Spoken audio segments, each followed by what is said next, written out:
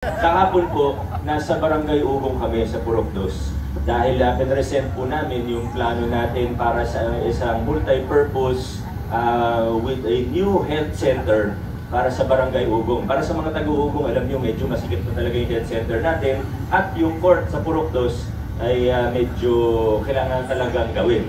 Pero imbis na ipaayos lang yung court, gusto natin kung ano yung pangangailangan talaga ng Ugong mula sa office ng PWD, senior, yung basketball court mismo, pero yung pinaka-importante dyan, yung health center.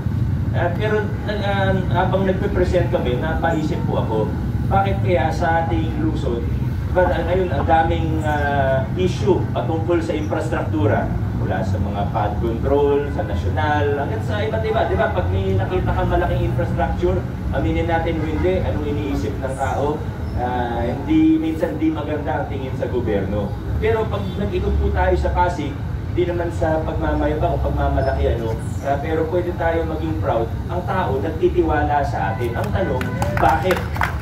Ang tanong, bakit? Siguro, kasi bukas na bukas tayo. Yung ginawa natin kahapon sa Barangay Ugong, hindi pa nagpa-public bidding pero pinakita na natin yung plano, yung budget. Kaya may konting tanong, nasasagot ka agad.